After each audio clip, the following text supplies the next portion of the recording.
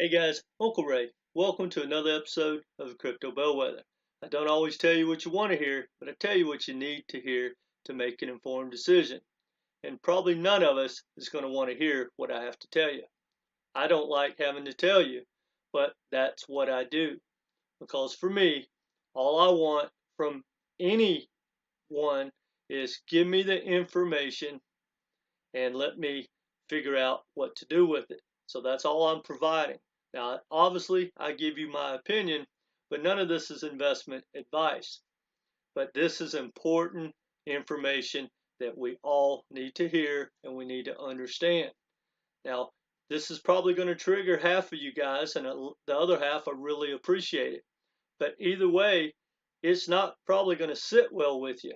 And I don't like it. It bothers me. And I wish I could change it. But I've been around long enough to know that I need to focus on things I can change and try to capitalize on it, especially when it comes to investment. So what I do is I follow the smart money. Now, I used to work for Bear Stearns and another Fortune 100 corporation, and I learned exactly how things work in the real world when these big, powerful entities want something, how they go about it. And I can see it play out every single day. And now we have some more information that has came to light about the ISO, 222 tokens and the banking reset and all that. And guys, this is not clickbait. And yes, it hasn't been canceled, but it is going to look totally different than we thought. The opportunity that we thought that the average person probably watching this, how they thought it was going to play out, it's not. That part has been canceled. Now, I'll give you an example. I think most of us thought that with the new technology and in blockchain and banking and the ledgers and cross-border payments and everything that's all come to light that's new technology, I think we thought that it was going to basically take over the banking sector, kind of like Uber took over the cab companies, right? It's a whole new entity with a new leader in that whole sector. Just like when Netflix basically took over Blockbusters. Well, here's the difference. When this sector gets taken over and we have the banking reset, the same people are going to be in the driver's seat. That's a fact. See, it's not going to be new names of blockchains on the signs. Yes, they are going to be a part of it. And don't get me wrong, guys, it is still a great, great opportunity for all of the ISO 222 tokens. However, the lion's share is gone. That's not an option. Not one, and I hate to say this, and I'm going to prove it to you, but maybe you don't agree, but the facts are the facts.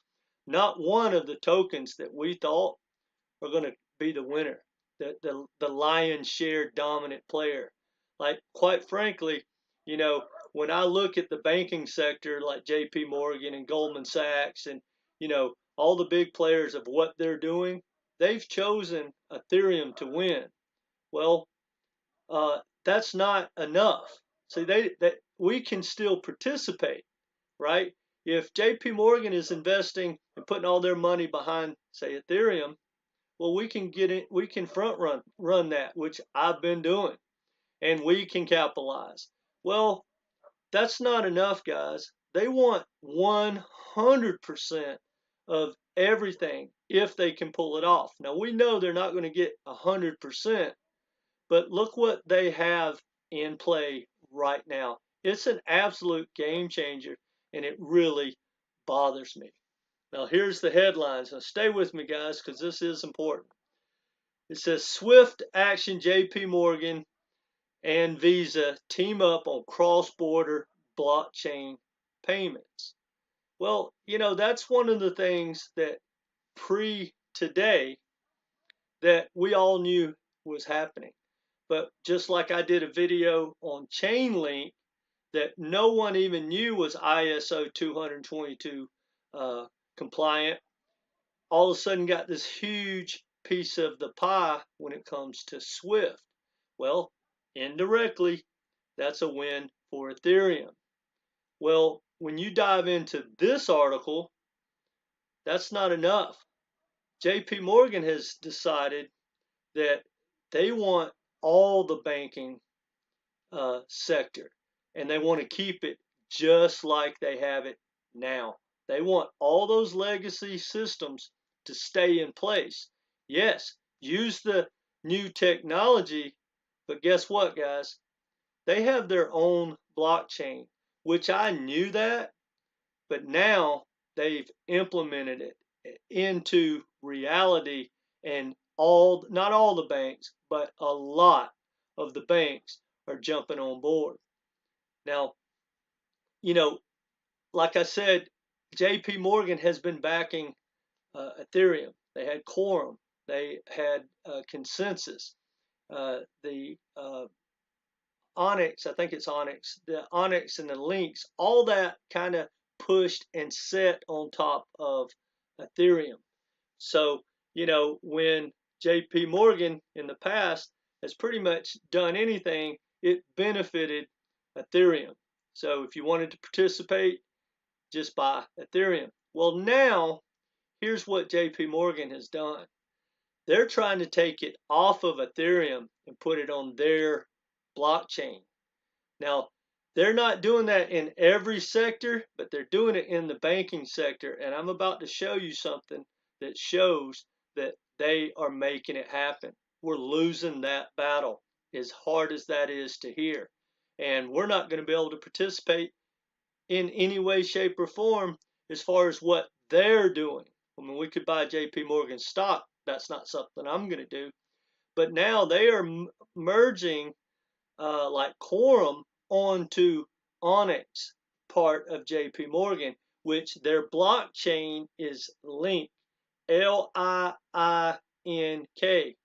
Now, I'm not going to really get into the technology, guys, but I'm going to simplify what it is. And feel free to go to JPMorgan and Google that and go check out all their information. But here's what they're doing in a nutshell. Everything out there, everything, like the XRP ledger and cross-border payments, CBDCs, cutting-edge technology on and off the blockchain, whatever's out there, they've basically cloned. Now, it may not be an exact clone, but it serves the purpose to do the same function. Now, here's the big information about this entire video. Is when you scroll down, guys, I want you to look at this. This is hugely important. And this is just pure documentation. No one else has this type of documentation to show who's front running any of these sectors. But check this out. 25 plus of the world's leading banks have signed up to join Links. Now, in that past article, guys, Deutsche Bank signed up. They're one of the biggest in the world. So we're not talking about mom and pop banks down the street. We're talking about Bank of America, Wells Fargo, international, huge corporations, huge banking corporations around the world, the biggest. Now, look at this other number. 400 plus leading institutions have signed letters of intent. 38 plus countries are covered by the Links network. Guys, this is a private blockchain. It's basically a fork off of Ethereum, like XDC or something like that. It's basically Ethereum that's private. And the banks are jumping on board every single day. So when we think that, all these ISO20022 tokens are going to get the piece of their pie and some of them might get the lion's share, well, the only part of that that's true is they will probably still get a piece of the pie. They're, JPMorgan or no one else is going to get all of it, but they definitely are getting the lion's share, period. That's proof. And I knew that they were going to be a major player, but I thought they were pushing everything onto Ethereum for the most part, which was fine by me. I own a lot of Ethereum. I'm going to keep stacking it. Nothing's changed as far as that. I'm still going to stack the other ISO tokens that I have, probably not as hard. And I'm not saying that you should sell any of those, and none of this is financial advice. I'm just giving you the information that, what we thought was like, when you go into a bank, you were going to see maybe different dominant players, maybe some new bank that was only online that was set up on the XRP ledger or something like that. That's not going to happen in that aspect, if I'm making myself clear. What I'm saying is Bank of America is still going to be Bank of America, and they may use the XRP ledger in some way, right? They may use like Chainlink, what we saw. They're going to use the parts that they have to use, but that's it. They're not going to give us not one piece of the pie that they don't have to. Now, they can't basically, clone every application that's out there, like IOTA, what they do different than, say, the XRP ledger. They can't do all that, and they don't need to, but they can incorporate it and make it sit on top of their private blockchain that we don't have access to. And, I knew that this was coming, but not in this big of an aspect. I didn't think they would take that much away. I really thought that we would be able to ride along with them, and they're trying to take that away. Guys, they're going to come after DeFi, stable coins. They're going to control as much of crypto as humanly possible. And if there's a dollar to be made, they're not going to want us to share that, if at all possible. We're only going to get a piece of the pie that we fight for and that they can't take away from us. Now, I'm not going to get into a lot of other conspiracy stuff, but guys, this is exactly what happened to Ripple, right? If you want to know why Ripple's in court right now, it doesn't matter if they're innocent or guilty. That wasn't the reason. You're watching it unfold every day. Again, I've said this 1,000 times. The American government, central banks, and Wall Street control everything. Well, Ripple was disrupting the banking sector. And if they would have been left alone, everything would have started to look different. And other blockchains coming on board, taking a piece of the pie. I watched a podcast with Wells Fargo a couple of months back, and it was like a 2-3 year old podcast, but it was the lead blockchain person with Wells Fargo. They have their own private blockchain. They've been doing cross-border payments and all that as well. They're doing the exact same thing.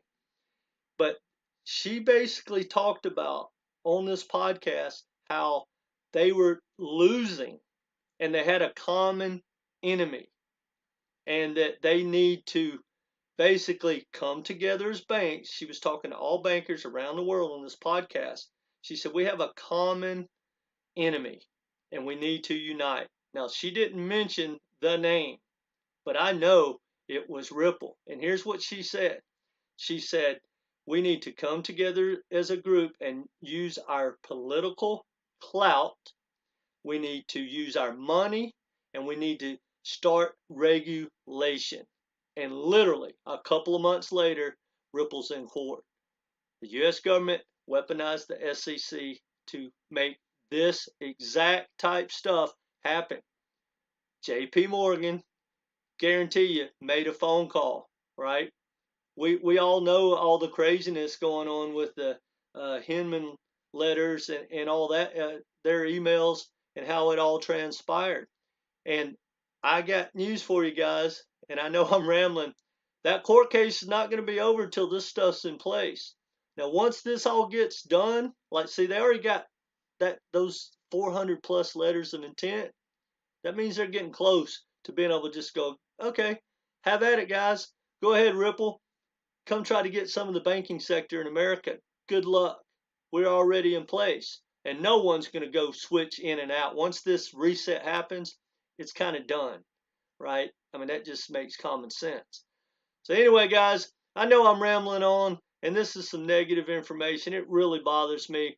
And again, if you own, you know, Quant or Chainlink or Hbar, I'm not telling you to sell them. I'm not selling mine, but I have to tell you that banking opportunity that I thought was coming down the pipe isn't as strong or as big of an opportunity as I thought. Now they're all going to do well. They'll all get a piece of the pie, but that pie is a lot smaller. I truly believe that, and I hate saying that. That being said, guys, if you haven't watched my video on uh, ISO crypto banking tokens explained, you should watch that. I'll leave a link down below. And also, I have another video kind of like this. It's just real talk that's hard. That's I'm in the process of putting together, and it is about stable coins, mainly Circle. Because guys, I'm here to tell you that Circle is going to be the chosen one when it comes to stable coins, and they're going to be backed by the Fed. Now, I don't know how all that's going to work out. I'll put it in the video, but when you follow the money of what's going on, again, JPMorgan, Goldman Sachs, BlackRock, the biggest bank in America, they're all coming together, guys, and guess who they're coming with? They're coming with Circle. Now, the good news is, you don't really make a lot of money investing in stable coins. However, there's a strong link to Algorand, which I'll be putting as information in that stablecoin Circle video. So look out for that. So anyway, guys, hopefully I made myself clear about what I was trying to say. I know this got a little bit long, and I hate that this is happening. I knew it was coming. I don't want to say I was right because it's honestly worse than I thought. But when you've been behind the scenes and you understand how the real world works, none of this is shocking. But stay with us, guys. We're going to figure it out. We're going to figure out how to capitalize on what's going on. The lines have been drawn in the sand. There's a lot of different fights going on. You've got the rest of the world wanting their piece of the pie. You have governments around the world wanting their piece of the pie. You have the controlling side of crypto. You have the Bitcoin maxis that want nothing but freedom. There's a lot of fights going on right now, and they're going to continue and continue. That being said, make sure you're stacking good real world utility tokens like these ISO20022. They're very good, very solid. They have a lot of different applications. None of these are going to disappear, in my opinion. Again, not financial advice. However, I just want everyone to understand the banking sector is not going away like we thought, and the opportunity is not as big or vast as it appeared. Now, there's a lot of different banks in the world. There's a lot of different countries in the world that are not going to participate. And this mainly pertains to America and America's dominance in the banking sector. But guys, that's the one that matters. If you could only have one dominant area, it would be the American banking sector that you'd want to dominate, because we are the world leaders in pretty much everything, especially when it comes to making money and Wall Street and banks, and of course the U.S. government is the world leader, which we're trying to mess up, but that's a whole different story. Anyway, guys, didn't mean to get to rambling. Hopefully this was a wealth of information. I know it's hard to hear. Hopefully you didn't get triggered, but that's what we're dealing with. Anyway, if you haven't subscribed, please do so. We're trying to grow this community, and it really helps us out a lot. Let me know what you think in the comments. Hit that like button and come back. Be part of this community. Take care, guys.